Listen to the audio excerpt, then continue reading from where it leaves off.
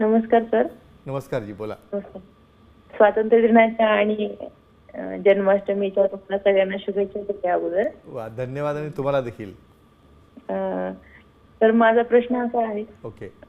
Green tea पिल्यामुळे लैंगिक आरोग्य सुधारते का आणि त्याचा त्या ग्रीन टीचा काय फायदा होतो?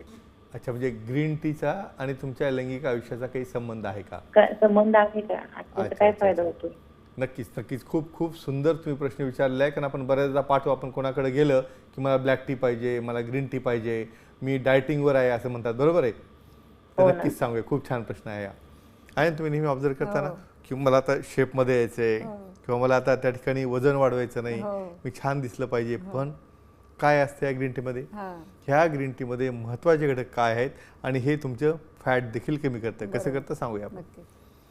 मित्रांनो, आपण एखादी पेय आहे, एखादं खाद्य आहे, एखादी गोष्ट आहे, ह्याची डिटेल माहिती म्हणजे त्याचं स्ट्रक्चर काय, कंटेंट काय, काय महत्त्वाचं त्यामध्ये, ग्रीन टी हा जवळपास 2 ते 3 वेळा घेतला पाहिजे. ग्रीन टीमध्ये कुठले घटक असतात? ग्रीन टीमध्ये सर्वात महत्त्वाचं तुम्ही जर पाहिलं तर त्या ठिकाणी अँटीऑक्सिडंट तयार करणारे, ब्लड वेसलची स्वास्थ्य वाढवणारे, दुसरं महत्त्वाचं, या ग्रीन टीमुळं आपल्या शरीरातील चरबी देखील कमी केली जाते, पोटावरचं फॅट देखील कमी होतं.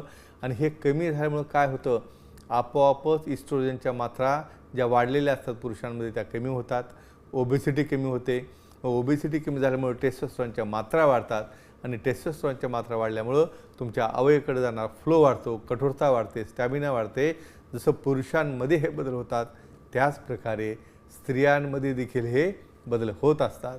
म्हणून एकच सांगेन, या ग्रीन टीमध्ये वेगवेगळे फ्लेवर असतात, पण महत्त्वाचं सांगतो, हा फ्रेश ग्रीन टी घ्यायचा असतो. बऱ्याचदा तुम्ही ग्रीन टी बनवता, 1-1 तास थांबता आणि नंतर पुन्हा घ्यायला चालू करता, तर हे काळजी त्यांना घेणं आवश्यक आहे.